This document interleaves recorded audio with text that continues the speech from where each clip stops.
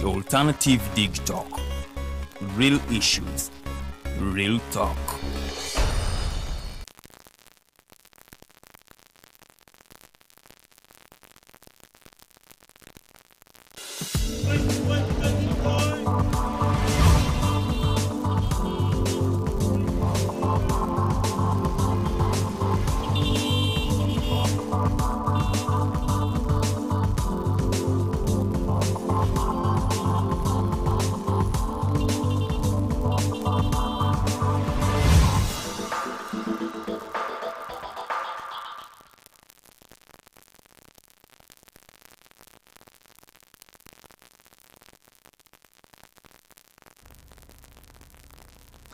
Good morning to you, our viewer. Thank you so much for tuning in to the Alternative Dig Talk TV. My name is Kenneth Rwemilembe. I welcome you to the Mighty Drive Show. We are always here every Monday to Friday, 8 a.m. to 10 a.m., discussing matters of national importance. It is an exciting moment knowing you're watching us from the other end, and we do pray that everything goes on well. Whatever you plan, may God help you achieve it. And today we are so lucky to have someone special who will be joining us, telling us we are talking human rights today, and now the focus is bigger. We are talking about human rights in the entire Africa, and we are taking a glimpse in rights protection and violation in Africa. There has been some abuse of human rights. We want to assess our achievements towards the human rights. How have we protected them? Are these rights being protected? We have seen a lot of people at least abused in several countries. In the Republic of Congo, we have been seeing a lot of people dying over there. The Al-Fashir in Sudan. Very many places we have seen abuse of human rights, some due to wars, since war areas are sometimes the most affected regions when it comes to abuse of human rights. We see torture, we see rape and killing of innocent lives. So we want to talk about human rights this morning. These are matters of national importance, of course, and the guest that is joining us is none other than Mr. Andrew Muganga. He's the African Liberty contributor. He is a peace and conflict scholar at the Copperbelt University Hammarskjold Institute for Peace and Conflict Studies. Thank you so much, Mr. Muganga Andrew, for joining us. This is the Mighty Drive. Say hello to our viewer.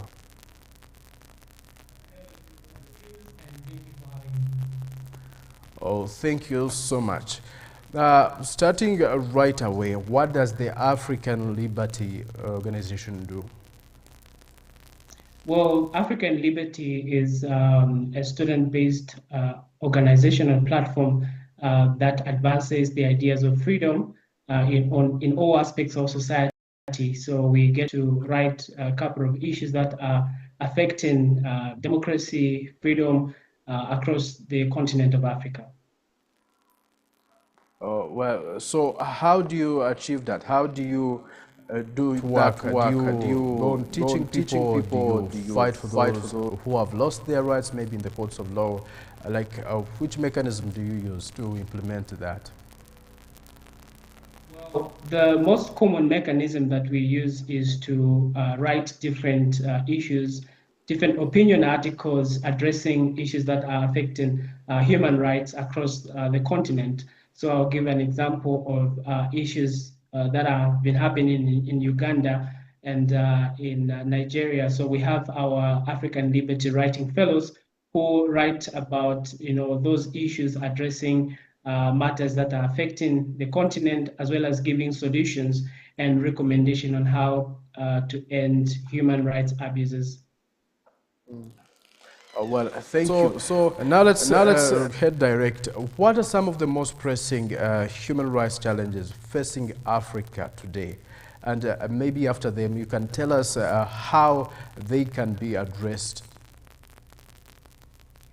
Well, in Cameroon, we see over 5 million voters who were not satisfied with the election outcome. The same thing we see in Tanzania. Recently, the country held its elections, and we saw citizens going on the street protesting against the election outcomes.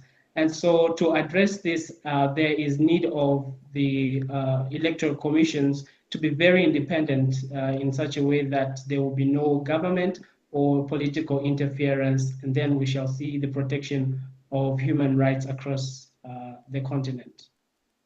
You talked about the independence of the Electoral Commission, and this at least seems to still be a challenge here in Africa. Most countries, we have seen incidents of the Electoral Commission not being, the Electoral Commissions not being independent. What could be causing this? Well, most of the time, the leaders of the Electoral Commission are being appointed by the government and the president himself. And so sometimes you cannot bite the finger that feeds you. So that implies the fact that the electoral commissions fail to be independent because they are appointed usually by the president or the government of the day. But you'd find that most of the decisions that are being made are not made independently, but are being inspired by the individual that actually appointed, the leaders of the electoral commission. Don't you see this as a challenge? If they not be independent, maybe the people leading it are appointed by the very people in power. Do you see that maybe changing, because the people in power at least will always want to be favored? Do we see any possibility of these electoral commissions in Africa being totally independent, yet the people in power see that as an advantage to them? Will they even ever decide, at least in some of the countries, like here in Uganda, or any other African country, do we see that possibility of the very people in power who may be benefiting from the fact that these electoral commission officials may be favoring them? Do we see them taking the initiative to now change or shift power to give that independence to the electoral commissions? Do we see any possibility of that happening? Well, it all starts from the constitutional reviews, because I think up to now we're still kind of using the colonial kind of governance, where the constitution actually indicates that the electoral commission's leaders should be chosen by the president himself. And so it all starts from the constitutional review. I think we have seen quite a number of reviews. For example, in Zambia, right now, the president of Zambia appointed a committee to review the constitution, and if some of those issues will be addressed in the constitutional reviews by amending and also recommending that the electoral commissions should not be directly appointed by the president. Well, because we see a lot of bureaucracy, a lot of leaders wanting to supersede and take a lot of power, by appointing the electoral commission, then that becomes a bit difficult and a little bit challenging. But then, if it all starts from the constitutional amendment, if they're able to amend the constitution and ensure that the appointments of the electoral commission leaders are not directly done by the president. Thank you. In Tanzania, for instance, the constitution bars one from rejecting the election when the results have been released. One cannot maybe reject the results that have been released by the Electoral Commission there. An incident that could possibly have led to the arrest of the leader of Chadema party, Tundu Lissu. With such laws in place, and the people, because even the civil society organization, I will be asking you about them and their role in such an incident. But for now, talking to the people now in power, although there may be some attempts from you, maybe the civil society organizations, from different bodies like the Human Rights Watch and other institutions and organizations, if we are lacking the initiative of the very people in power, because there are very few leaders, especially in Africa, who would be willing to now help to make sure that these such laws that give independence to these electoral organs is there? Do we see the initiative of the very people in power is still low, with some presidents even attacking the human rights organizations on such incidents? Where does this leave us if the people in power are favored by these laws, and they would be the ones at least helping us change these laws as fast as possible? That is why it's very important for civil society organizations, think tanks, as well as academic institutions to get to recommend certain policies that will then be in favor of the people themselves. You've said it right that most of the political leaders on the continent are actually very selfish, I would say, because they would love to have a lot of power, but then the power that they have can only be limited if civil society organizations, think tanks, and also pressure groups actually come together to recommend certain policies that will not give the government a lot of power. They're doing that because they have a lot of power on them.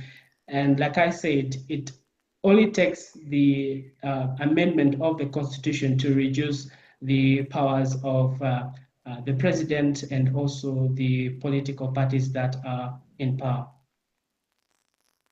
Well, the African Union Agenda 2063, aspiration number 3, aims for an Africa of good governance, democracy, respect for human rights, justice, and the rule of law.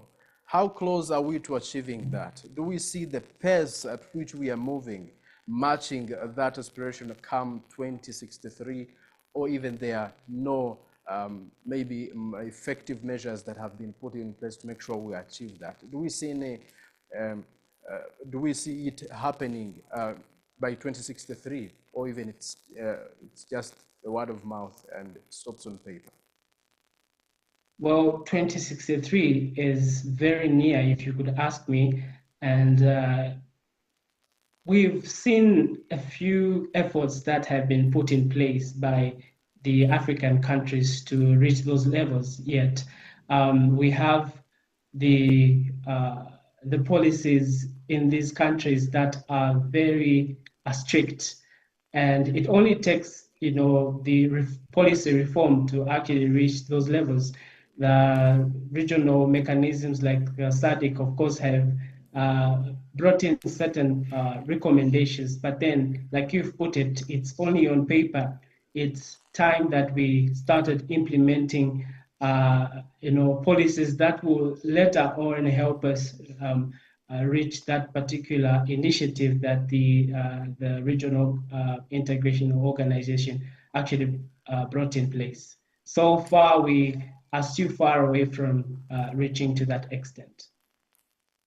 Who could be letting this down? Are they the people in power?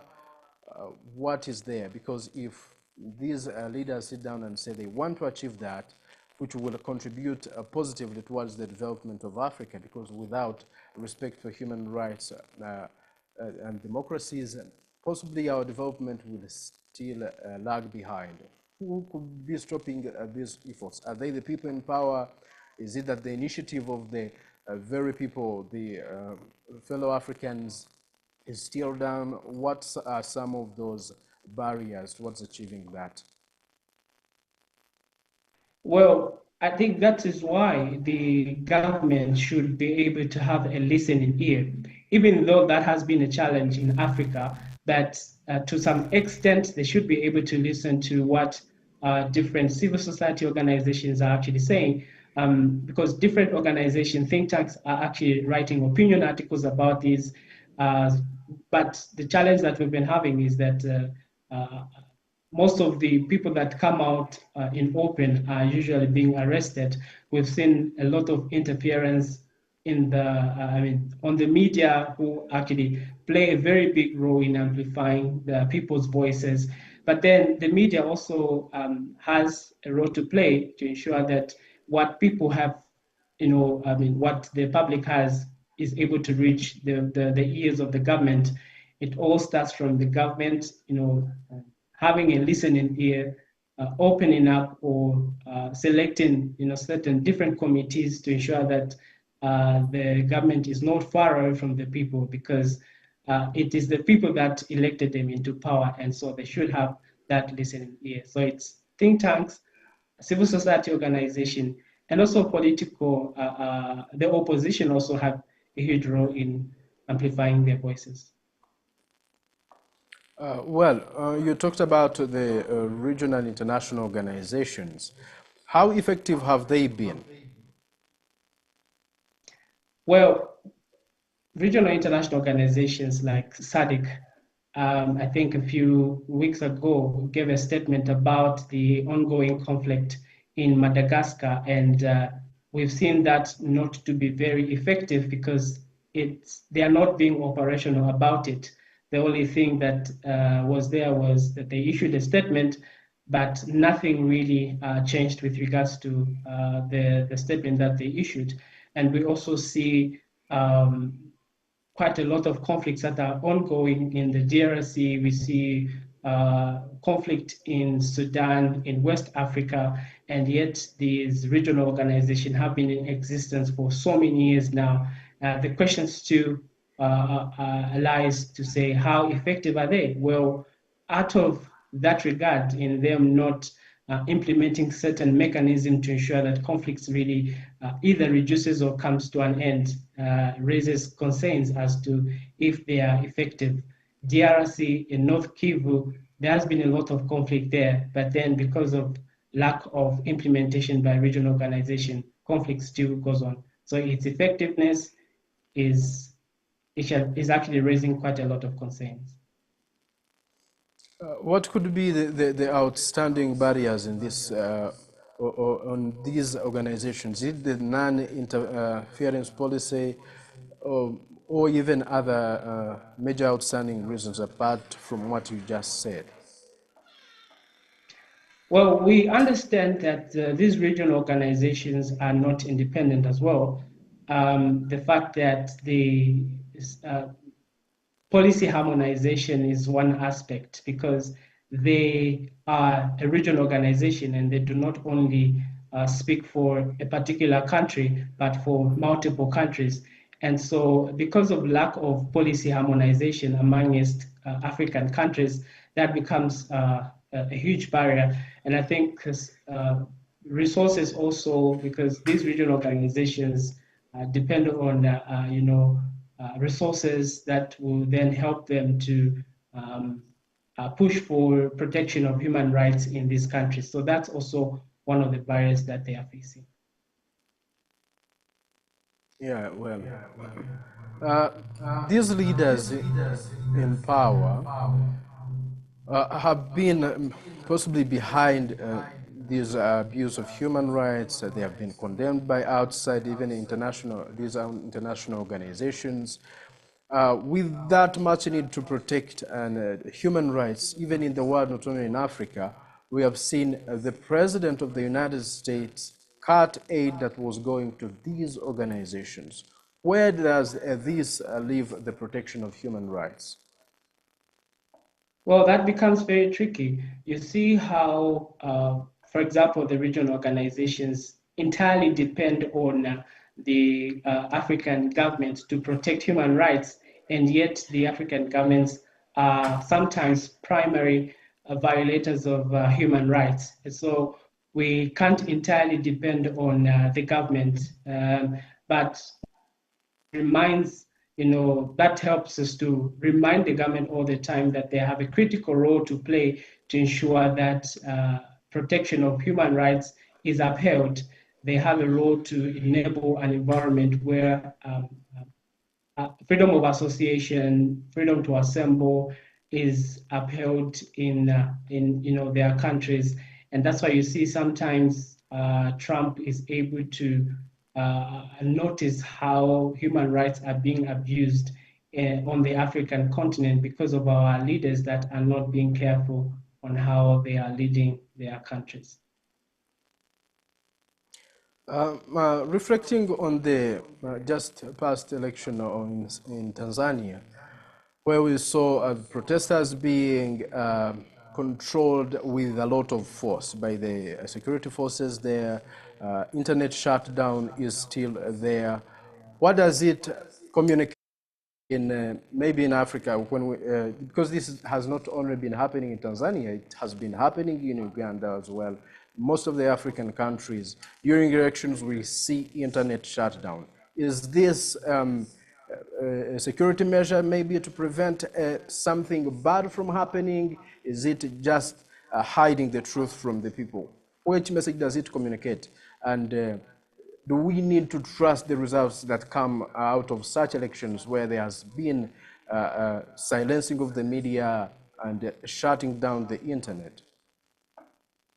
Well, that becomes a serious security concern because you cannot entirely shut down the internet on, on your citizens, because the internet is a very important platform where people mobilize themselves. We've seen how the internet actually played a huge role during the finance bill protests in Kenya, and so if the internet is shut down, meaning you are depriving the citizens from their rights to digital freedom. And so because they know that social media is a huge and important platform where people mobilize themselves, and then they tend to actually cut down or shut down the internet.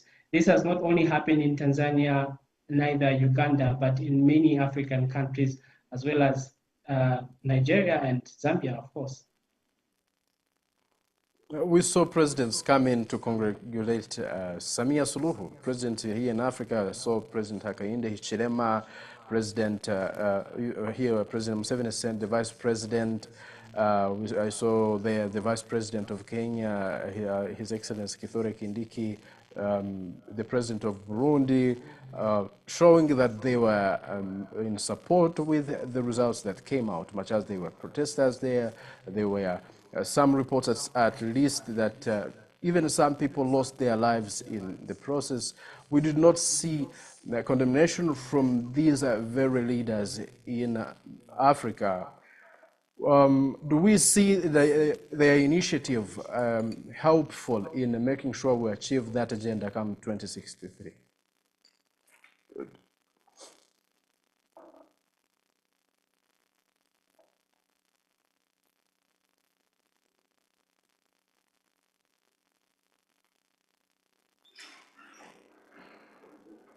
It seems we are having a short technical glitch here and there, but we are working so hard to make sure he is back. We are still with Mr. Muganga Andrew. He is the African Liberty contributor, is a peace and conflict scholar at the Copperbelt University at Hammarskjold. Conflict studies. We are discussing human rights. There has been a lot of human rights abuse here on the African continent and even at the international level, but we see the efforts to promote human rights being stopped or even controlled and limited by the very people in power. At least some international organizations and some other civil society organizations have been coming out asking for reforms in the constitutions, reforms in the electoral processes here in Africa. But since the laws put in power favor those in power, and those in power largely have all the authority to change that, they have not helped in making sure there is promotion of human rights.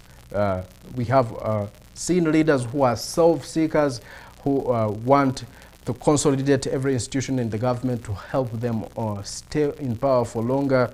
Many presidents here in Africa, we have presidents who are now beyond 40 years in power and still wanting to come back again and again. We saw President Paul Biya, very many other presidents.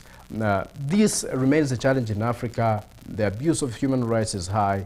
We are seeing divisions and wars here and there. The Al-Fashir in Sudan, the Ituri in Congo, where a lot of lives are lost. And there is a rampant abuse of human rights. There is need for all the maybe the civil society organizations, to you and me watching, and to every stakeholder to make sure that we protect human rights. The African Union Agenda 2063, aspiration number 3, where they want to see an Africa of good governance, democracy, democracy, respect for human rights, justice and the rule of law. They all understand that without these, there can't be a development in Africa. With a state of impunity that is taking over Africa, where the people in power at least do whatever they wish to do without even being worried about what they could happen next. The courts of law in some countries here in Africa not independent. Now, the Electoral Commission, as Mr. Andrew has been saying, has been accused of, the electoral commissions in Africa have been accused of being partisan, siding with the people in power. We have been seeing attempts to change the constitution that favors the people in power happening faster. Here in Uganda, we saw that the change of the age limit happened regardless of the effort from some people saying that this was not right. Constitutional amendments that favor the people in power has always been given a priority. Now we are discussing, seeing what is the way forward, because we are solution based. We don't just talk about challenges and leave them there. We want to know what is next, what should we do, what is the role of the governments, what is the role of these organizations. Do we say the African Union, the East African Community, these regional organizations, even other international organizations, what are their role? What mechanisms have been effective? What haven't been? And what should be done to better the already available mechanisms to make sure that there is respect for human rights. I still thank you so much that you're with us, and I believe you're enjoying this conversation. Feel free to subscribe button if matters of national importance mean something to you. And my name is Kenneth. As I told you, this is the Alternative TikTok TV, The Mighty Drive. If you're joining us for the very first time, we are always here Monday to Friday, 8 a.m. to 10 a.m. discussing matters of national importance, giving you information, reliable information that you can rely on to make an informed decision, information that is not biased. We are not being partisan. We talk about real issues. The talk is real because even these issues are real. These issues are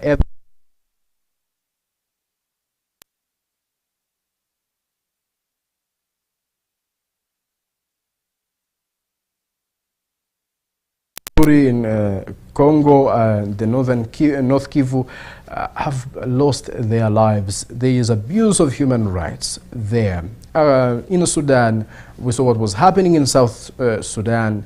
A lot of atrocities are being committed, and we probably don't see enough effort to make sure this is stopped as soon as possible. And if this continues, maybe we'll not achieve our agenda. The SDGs are there, they are from the United Nations, but have they been implemented for the good of all the people who are the key players, and how we don't know whether at least they have been effective. Now my guest is back, Mr. Andrew Muganga. Thanks for being here again. We had some technical glitches here and there, but you're back. Thank you so much. We were talking about the initiative of these presidents here in Africa, and we talked about how these leaders in Africa, much as there were some irregularities that happened in the Tanzanian election, we saw them come out to congratulate Samia Suluhu. Some came in attendance, as I had told you, they were there. Nobody talked about the wrong things that happened there.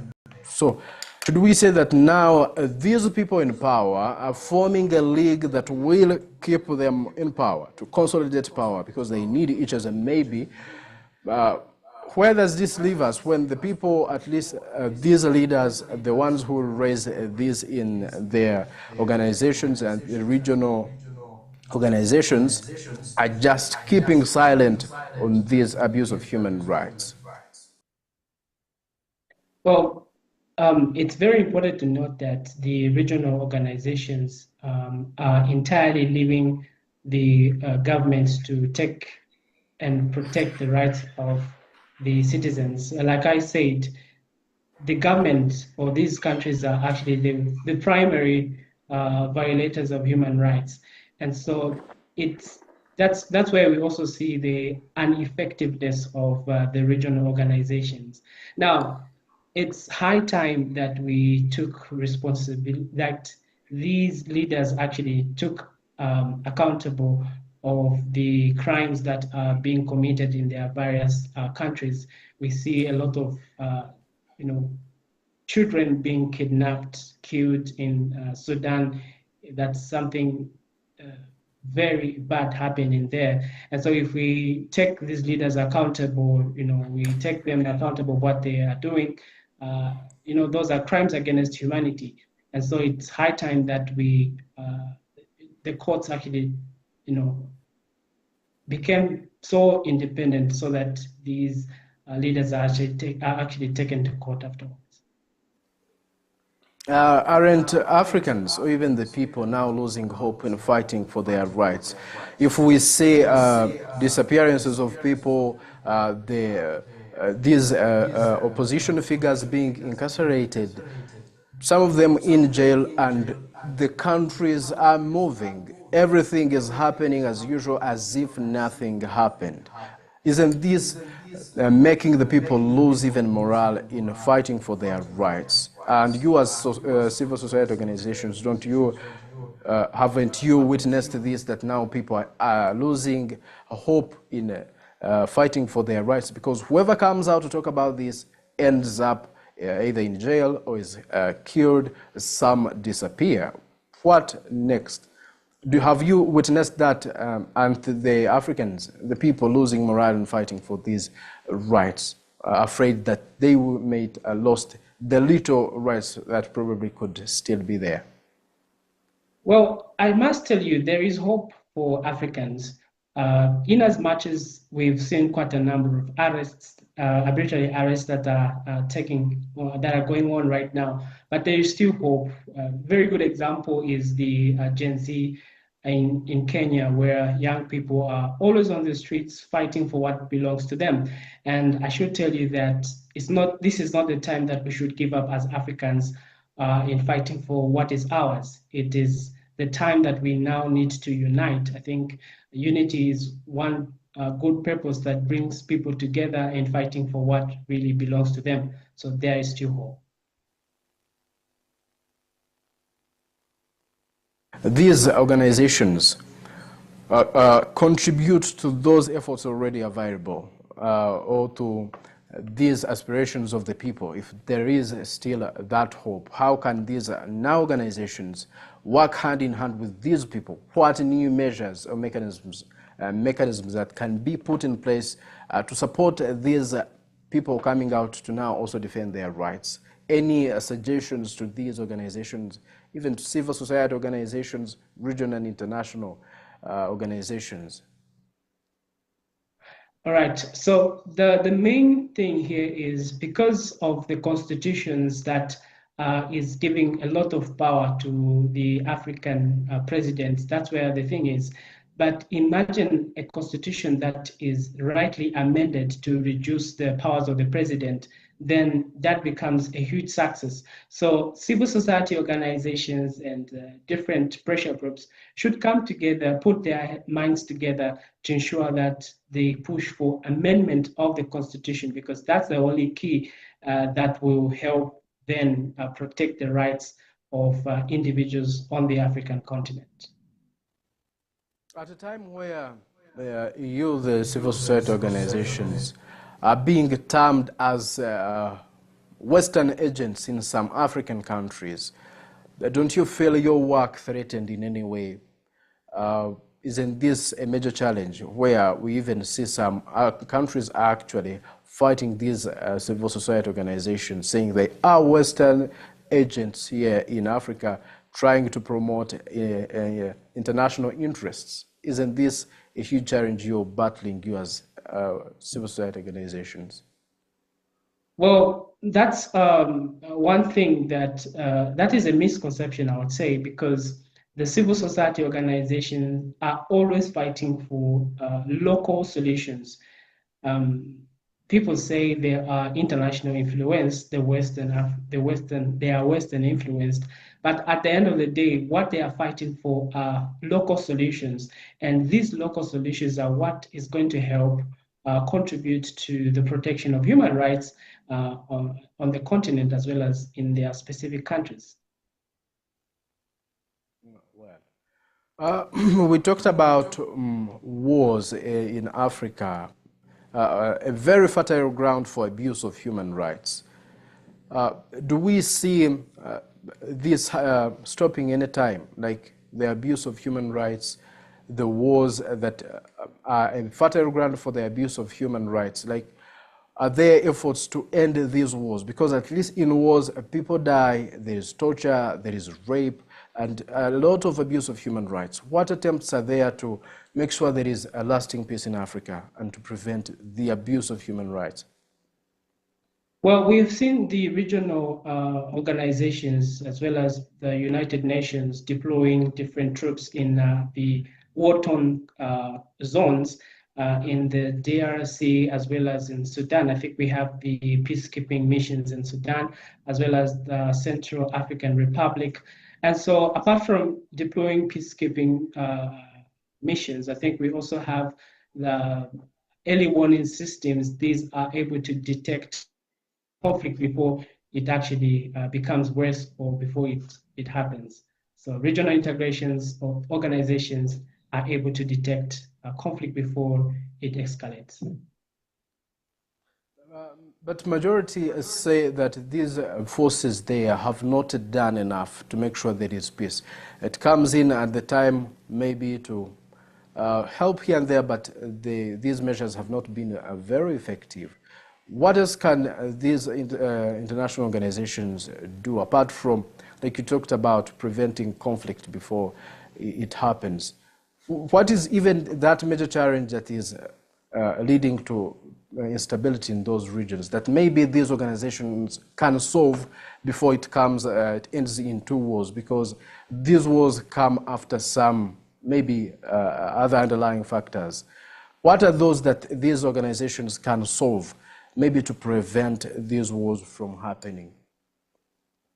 All right. So I think that's very true because we've also seen some, peacekeeping military troops actually contributing to the wars that are happening in Africa. But then one aspect is that they can do is, to confiscate, certain weapons from these. For example, the rebel groups that we have in the DRC. Of course, we have the M23 there. Well, apart from that, I think there's also need to bring these rebel groups and as well as the government bringing them together to have a lasting solution. In as much as we have the peacekeeping missions there trying to prevent conflict, but the most important thing is getting on the ground, asking the people what exactly do they need and how then should that particular conflict be sorted out. Then I think we will see a reduction of conflict in that regard. In most of the areas in Africa, most of the causes for these wars somehow, we have been seeing in tribal issues, religious beliefs, maybe culture here and there. Some people seeing themselves as more superior than others. Maybe the Muslims seeing the Christians as inferiors or vice versa. How can we blend culture to now, culture and all these differences, how can we bring together for the good of protection of human rights? Because if there are some individuals who see themselves as bigger than other groups of people, maybe that's what we are seeing happening in some of the countries where we are seeing tribal wars here and there, laying that fertile ground for abuse of human rights. How can we bridge that gap and bring harmony between these groups to now embrace the protection of human rights in their cultures, in their values, in their religious beliefs? Well, I would say tolerance is the key aspect there, because if you get to accept cultures, if you get to accept different beliefs from different cultures, bring them together and accept what the other culture does believe, then I think there can be harmony in that particular community. Yes, tribal conflicts have been ongoing in Africa. I think we've seen some of them leading to genocide, but tolerance is one thing. You bring people together, getting them accept ideas from their different cultures, that becomes a key. Thank you. What can now the government, civil society, and videos do to make sure that is implemented, that bridging that gap? Because we all believe that divisions have to be dealt with diligently. How can they now focus on that very element of bringing these different groups together? Who and what role do they have to play to make sure that unity is actually achieved? Well, the government should guarantee freedom of expression, freedom of speech, association, and assembly. They should enable an environment where people are freely expressing themselves without interference. And when it gets to the civil society, I think they have a very huge role to play by acting as pressure groups and also monitoring what the government is doing, as well as making the government leaders or political leaders accountable. And for individuals, we all have the right to report any human rights abuse that we see in our society. Reflecting on the very people's understanding of human rights, I believe you have been on ground. Do Africans even understand their rights? Because at least some governments have been in power for so long. People grew up knowing that things are done in some particular ways. Do the majority of Africans understand their rights even? Or you see some, at least, people just starting to learn about them? Do they largely, to a large extent, understand their rights? Because that could be a huge factor as well. Well, each person has the right. These are entitlements by virtue of one being a human right. And we noticed that the media has really tried and has been on the ground to educate people about their rights. Social media, I think, has been the most platform that has really educated quite a lot of people about their rights. Almost everyone is on social media now, and we see how people are seriously expressing themselves on social media. Thank you. So how can we now, because there has been misinformation as well in social media here and there, maybe one of the reasons that these people in power are saying that leading to internet shutdowns, that internet has been used probably for the worse. Any advice to how this can still remain a tool for promoting human rights? Well, there's still a lot that needs to be done by educating the masses, and not only social media, but also the civil society organizations also should task themselves to educate a lot of people. It all starts also from the curriculum, in the educational sector, where from primary up to secondary and tertiary levels, people should continue learning about human rights. Like that, we shall be able to bridge the gap.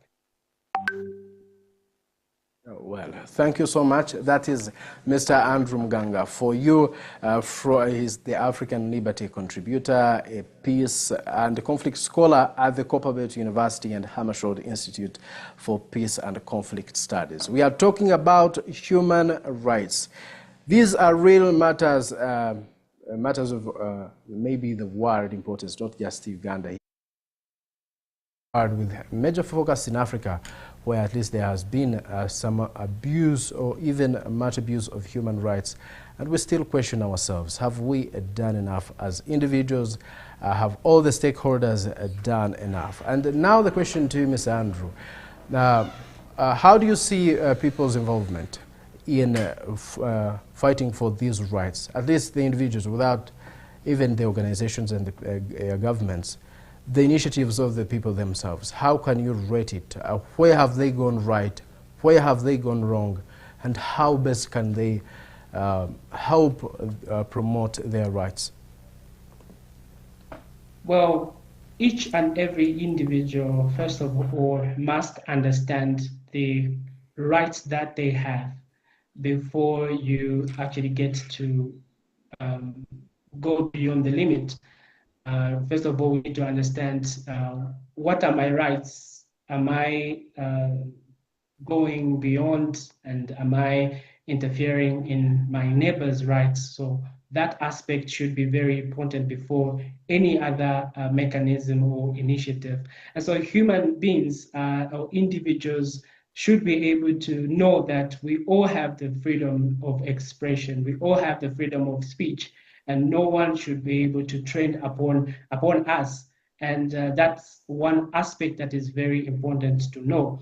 Apart from that, I think there is also need for unity, because if people do not unite, it's very difficult for us to actually win our fight for human rights. So unity, as well as being aware about the rights that we have as individuals, is very important.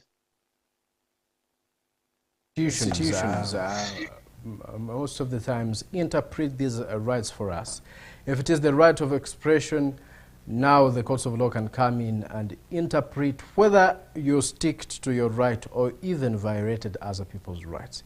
Without the independence of these government institutions that probably interpret these rights, doesn't it only, maybe if there is that lack of independence, especially in Africa, doesn't it still limit our freedoms and those rights in any way? Who should play this part of protecting these rights if these institutions are somehow not independent? Well, that is true. We have these institutions not being independent, the judicial systems especially, because these are the people that prosecute, they even convict. I mean, they are able to weigh whether someone is guilty or not. And if they are not independent, then that raises a worry on the state of human rights in Africa. And it takes, of course, institutions, the think tanks, the civil society organizations to continue amplifying their voices to ensure that the judicial system in Africa becomes very independent. Sure that is achieved, because if, most of the voices are just calling for this, calling for independence of these organizations, but these efforts are just stopping from there. They are calling for the government to implement laws to give independence to this institution, which is seen as a threat by these very people in power, because they want to stay in power, they want to consolidate every institution. If the calling is to be implemented by the very people in power who are benefiting from these laws that are unfair, will it even ever happen, or it will remain to those strong and patriotic individuals or outstanding leaders who will accept to sacrifice this joy they have in pressing other people's rights to stay in power, having that firm grip in power? Who will implement this if the people that would spearhead it are being favored by these independent institutions? Well, again, that takes us back to the type of governance system that we have in Africa, where we have leaders that have been there for a long time, leading countries, and have now taken advantage of the judicial system itself. And because of the long-serving presidents, I think I can give a few examples. In Cameroon. They just returned a president and has been there for a long time now. Uganda also is one of the examples. And because the presidents have been there for a long time, they are taking advantage of the judicial system. And now it goes back to us as citizens also to rightly check particular leaders that we want to have lead us into power, because yes, politicians sometimes, most of the times, do give us quite a lot of lies, but at the end of the day we should be able to scrutinize as citizens to ensure that the people that are being put in power are people that will not take advantage of the system. Yes, you talked about the leaders we vote into office, that if that remains our responsibility as citizens to make sure the ones that we choose are those maybe who respect rights. If we see that here and there things have not been right, we can change them. But still we have these institutions to show our decision, maybe the Electoral Commission. If our decision was made via ballot, and the election was rigged by the people in power, and the Electoral Commission cannot declare the rightful winner, doesn't this still leave us in that bondage of denial of human rights? That is true, because that is what is happening in Tanzania right now. People have gone on the street to protest against the decision that we cannot say was done by the people themselves, but the government decided to do what they felt was right, and yet it is wrong in the eyes of the people. And so that is a huge challenge that we have as Africa. These political leaders are taking advantage and making their own decisions without having people as priority. So that is a big challenge. And again, it all starts from having these institutions to be very independent. Once the electoral system is independent, then it is very difficult to actually compromise the electoral system. There have been attempts by these organizations, civil society organizations, Human Rights Watch, even the United Nations coming in to make sure at least there is a fight for human rights. But still leaders have the powers. The international community had decided to now sometimes use force to overthrow these leaders accused of higher abuse of human rights. But this has not been yielding results or good results. The case here is Libya. After overthrowing Muammar Gaddafi, up to now there is no peace in Libya, and now people are saying that this was total hell, that they first at least things were better.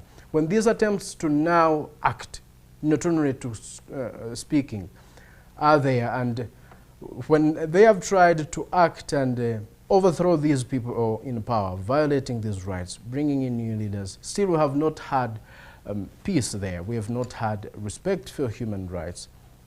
Should we say that maybe the international community is doing this wrongly? What any other alternative apart from just speaking about these challenges, now acting? Because if these organizations just speak and the people to implement are the ones in power, they're implementing rules that will be against their will, of overstaying in power, of abusing human rights. What next? Should we now empower these even regional bodies to now have the authority to oust a leader at any time? Well, that actually displays the fact that the regional organizations have a huge role to play. I think we've seen the role that ECOWAS played in West Africa and in the West African countries, by helping to resolve certain political conflicts in one of the countries there. And it's still a challenge in ensuring that these regional organizations 100% interfere in some of the national matters.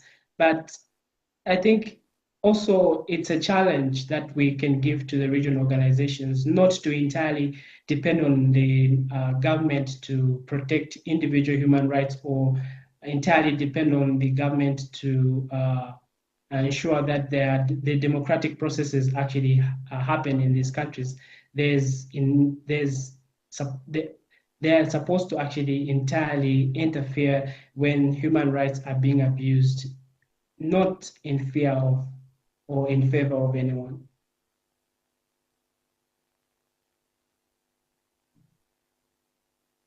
Now, some countries or even organizations coming in to now use war to overthrow these leaders. What's your comment on that? Could it be a good decision? Could it be changed here and there, or it is the worst option at all? Because we have not had good results from this. At least overthrowing a dictator and now bringing a total decline of the economy, loss of lives, rise of militias in those countries. What do you have to say about this issue of now these international organizations coming in now to fight these very people in power, overthrowing them, trying to bring in new governments that are voted in by the people that would follow these democratic principles? Well, getting into power by the use of force is not the solution, I would say. In as much as we would love to have democracy, but then the aspect I would always say is using the military to take over power from the government. That's something that should not be acceptable on the African continent. But one thing that we should all embrace is that the moment that the military tends to take over, the next thing that should happen is the democratic processes should start. The handing over to a leader that will be selected in a democratic manner should be upheld. Mr. Andrew Muganga, for that great conversation you've shared with us. I believe this has contributed greatly. The fact that this is online, at least it will reach a wider audience, and our youth out there, the largest percentage, and even other people will get to see this, and I believe it's a very healthy conversation. For you and I, it is good to understand our rights, protect our rights. These rights are not given to us by any other individual. We were born with these rights, and we have really to protect them and protect even the rights of others. That is Andrew Muganga, the African Liberty contributor, and we are taking a glimpse in rights protection and violation in Africa. Now, sir, as we come towards the conclusion, I would wish that you give your lasting remarks and maybe tell us some of the solutions, your message to the people out there watching. Well, my concluding remarks are that the African leaders should have a listening ear. It's high time that we had a lot of conflict on the continent that's the richest continent in the world, and if we get to fight one another, then we shall not see the development that we want to have in our countries. So, young people, let's always speak out when things are not right, so that the government is able to listen. That's your last message, I believe. Yes, thank you for having me. Thank you so much. It's been a very nice moment having you share with us this morning. He's been outside Uganda, and we are here in Uganda's capital, Kampala. Thank you so much for being part of this. Let's return with the mighty global news updates. This show is still moving. Good morning for now.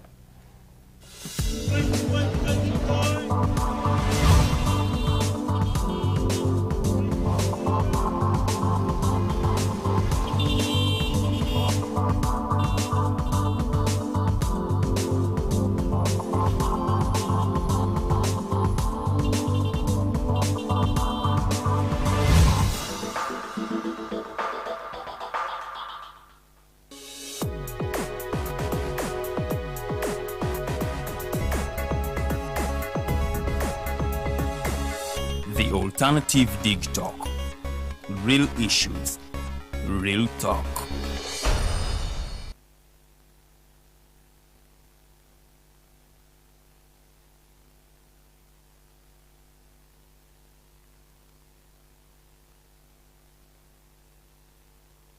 Hi Rogers, can I ask you something?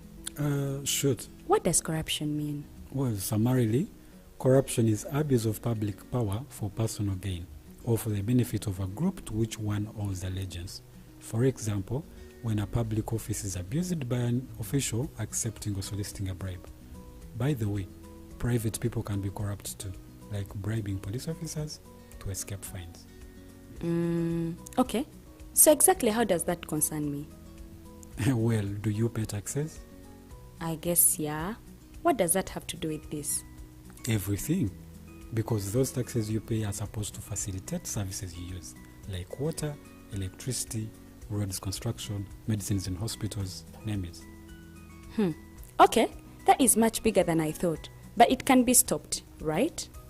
Well, yes it can, although it may not be as easy as it sounds. And here is the reason why. Corruption roots are grounded in our country's social, political, economic, bureaucratic traditions and policies. So, what has kept it going this long? I mean, why don't we stop it? Well, the main reason why it has been here for so long is because institutions are weak, either as a result of poorly defined ethical standards of public service, weak administrative and financial systems, or ineffective watchdog agencies. What can we do to stop it? At a national level, we must focus on strengthening the independence and effectiveness of public institutions that fight corruption. At a personal level, we must commit to never giving a bribe. I promise I'll never give a bribe. Well, that's a great decision you have made. Me and you now have to spread this message to all our friends. If we all do our part, corruption will be no more. This message is brought to you by Alternative Digital.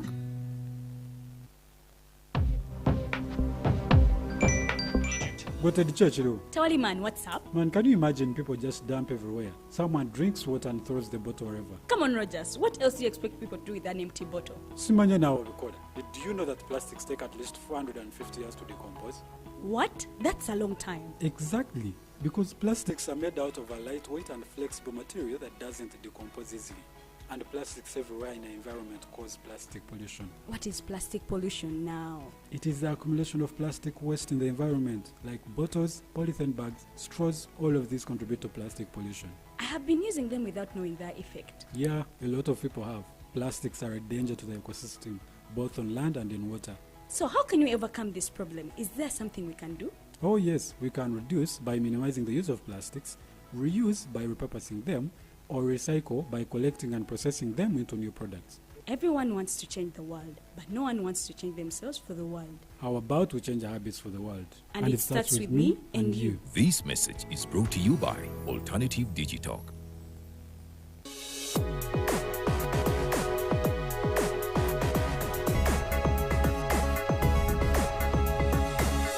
The Alternative Dig Talk. Real issues, real talk.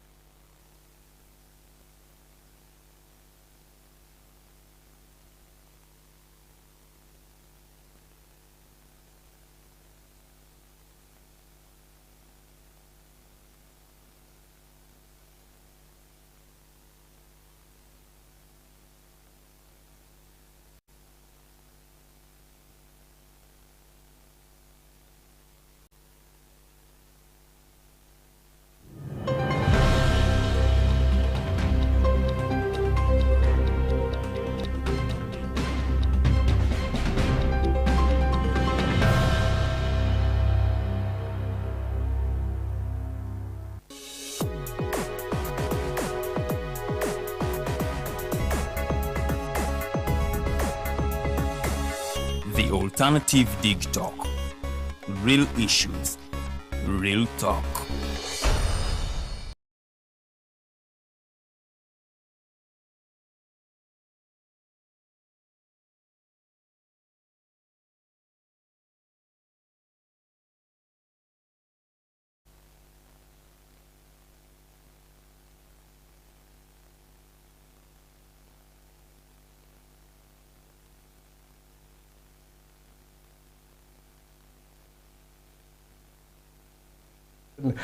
I believe you have understood the value. You have understood the value of human rights and why we should keep and protect these God-given rights. My name is Kenneth Rwemilemberwa. This is the Mighty Global News Updates in the Mighty Drive Show. Monday to Friday, we are always here. And please, if you have not yet subscribed to our channel, do it now. It costs nothing. Just smashing that subscribe button as well as the like button. And if you enjoy matters of national importance, share this to a friend, to a brother, to a sister, someone special you love. And turn on the notification bell such that whenever we go live, you're always the first to know, and you join. You do not have to miss any information that we do share here, the information that is reliable. We are trusted by millions of people, and that is evident on our channel pages. Just tap on the alternative TikTok, go to our channel pages, go to more, you will see millions of followers and people who follow us. So join them and be part of this new world that believes in a very good situation where everything is nice. For you and I, we believe you need the right information, and that's why we come in here. We believe you're having a good day over there, and if it is not going like that, we do pray that everything normalizes. It's another day to enjoy.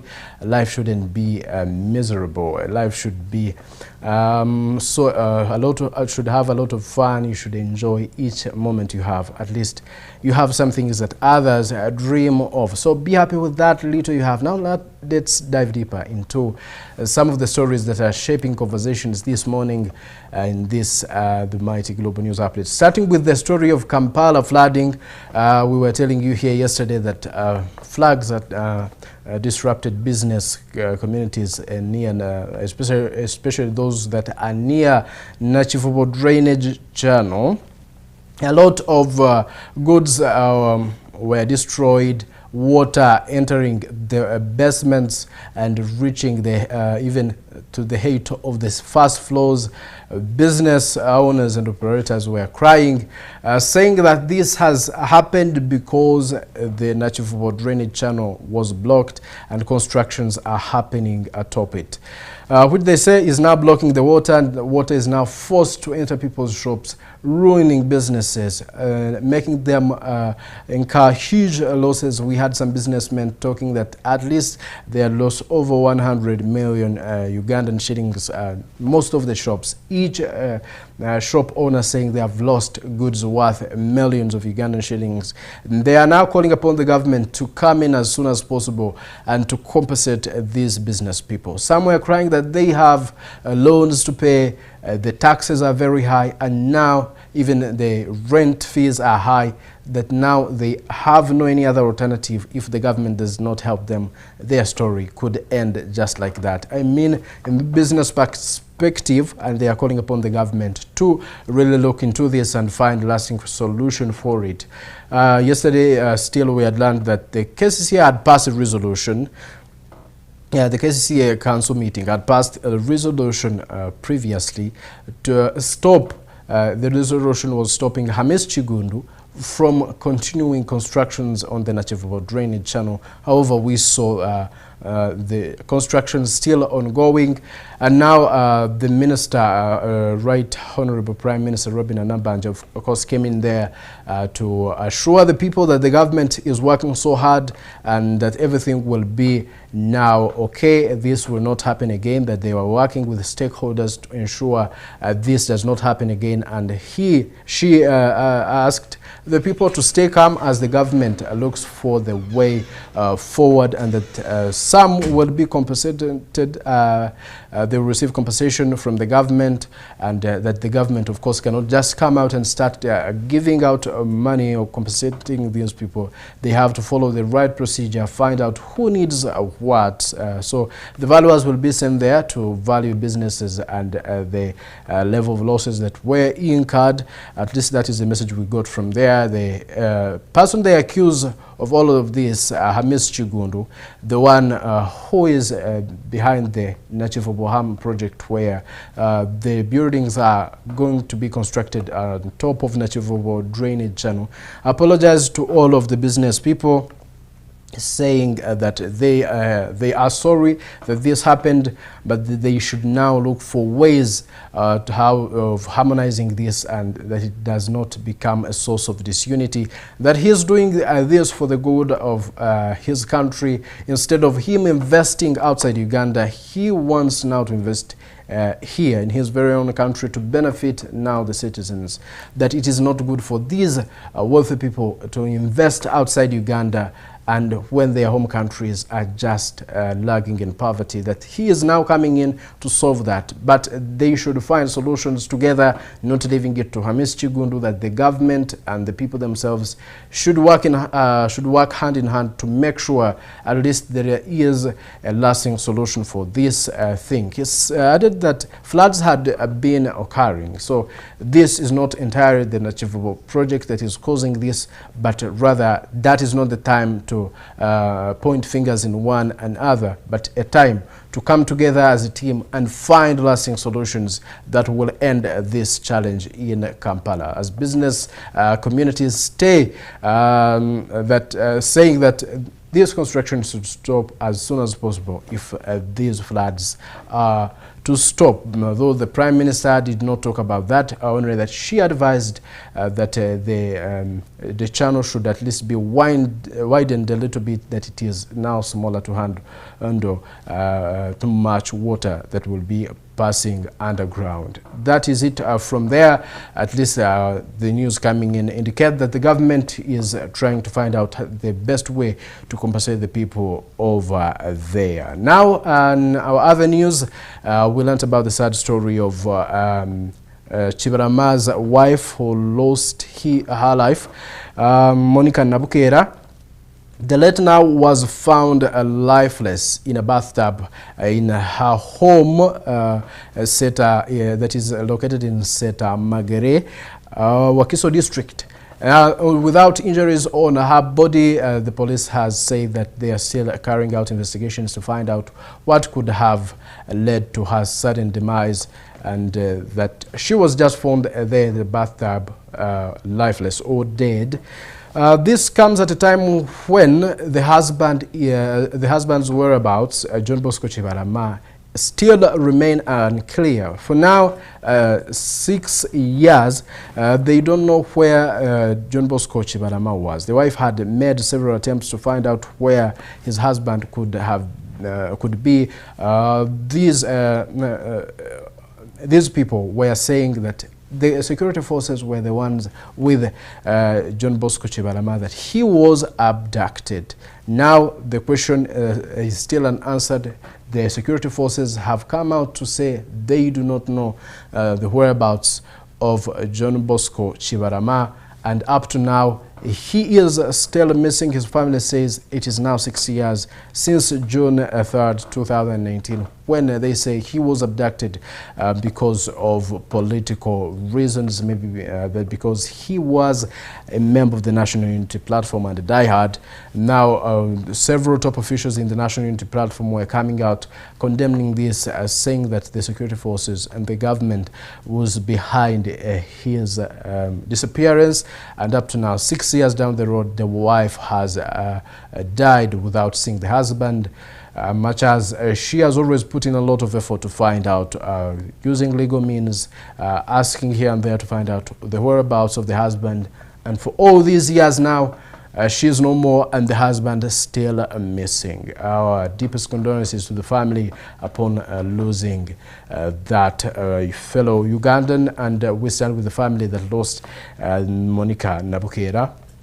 And may her soul rest in peace. Now, lastly, business owners have now, yesterday, resumed their protest by closing shops.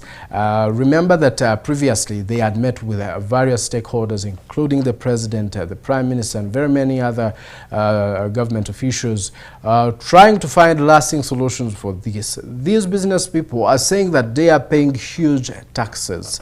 The taxes are very high, the electricity costs are very high, and that their life is no longer favorable for the Ugandans. They talked about hawkers, especially those now coming from outside Uganda, doing business here in the country, businesses that can even be done by the very Ugandans. Now they want the government to look into this, reduce some costs here and there, especially the power bills and the taxes they pay, or especially now, like on clothes where they pay per kilogram. They say that the taxes are very high, and now they are just making losses. Some buildings, the rent is paid in dollars, which they say is very unfair to them, and they have now they closed shops in protest, saying that the government should look into their matter as soon as possible. They have been having several discussions with the president, some fruitful for a short period, and now we see them closing again. We are waiting to see what will be the solution as this day ends, or whether now this will stay like this. The government is yet to respond, we think, and the business community still insists that they will not open their shops unless the government has worked upon all their issues. It is always nice bringing you these updates, keeping you informed and inspired, and that's what we are committed to doing every passing day. But because for the interest of time, allow me to wish you a good morning here, and now let's see what happened on a day like this in history. Have a good morning to you all. It was a day like this on November 5th, 2006, when the former Iraq president was convicted and sentenced to death by hanging for his role in the 1982 massacre of 148 Shia Muslims in Dujail. Have the hood, but he refused that. He went to the rope, seeing that noose before him, and he was then given this scarf to be tied around his neck, for the rope to be tied around that, and an indication that he faced his final moments with some bravery, shouting, "God is great," and that the nation would live on, and that Palestine was Arab. Final words of defiance. The Iraq High Tribunal found him guilty of crimes against humanity, stemming from the brutal suppression of a failed assassination attempt against him. رقم 10 لسنة 2005 وحددت العقوبة وفق أحكام المادة 406 من قانون العقوبات رقم 111 لسنة 1969 المعدل بدلالة المادة 24 من قانون المحكمة الجنائية العراقية العليا رقم 10 لسنة 2005 قراراً. The trial, which began in October 2005, was a highly anticipated and dramatic event. Saddam's defense team argued that the trial was unfair and biased, while the prosecution presented evidence of Saddam's direct involvement in the massacre. The court had testimony from numerous witnesses, including survivors of the massacre and former officials who had carried out Saddam's orders. As the verdict was read by Chief Judge Rauf Abdul Rahman, Saddam shouted, "Long live Iraq! Long live the Iraqi people! God is greater than the occupier." رقم 10 لسنة 2005 وحددت العقوبة وفق أحكام المادة 406 من قانون العقوبات رقم 111 لسنة 1969 المعدل بدلالة المادة 24 من قانون المحكمة الجنائية العراقية العليا رقم 10 لسنة 2005 قراراً. He had earlier expressed a preference to be executed by firing squad as a military man rather than by hanging as a civilian. Two of his co-defendants, his half-brother Barzan Ibrahim At-Tikrit and Awad Hamed Al-Bandal, the head of the revolutionary court that had issued the original death sentences against the Dujail residents, were also sentenced to death by hanging. This sparked mixed reactions across Iraq and beyond. In Shia areas, some people celebrated the verdict. However, many Sunnis and Saddam loyalists condemned the trial as victors' justice and politically motivated. Human rights organizations like Amnesty International and Human Rights Watch criticized the trial, citing concerns about its fairness and the use of capital punishment. Constitutes cruel and inhuman punishment. And really the true test of respect for human rights comes when the human rights of someone who has violated in unspeakable ways the human rights of many millions of people comes into play. And that's why we are opposed in principle to the execution of Saddam. Saddam's sentence was subject to an automatic appeal, and on December 26, 2006, the appeal was rejected, upholding the death penalty. He was subsequently executed by hanging on December 30, 2006, at an Iraq army base in Baghdad Hadmiya district. To date, the execution of Saddam Hussein leaves very many questions unanswered on why he was executed. Kenneth Rwatimbira, DigTalk TV.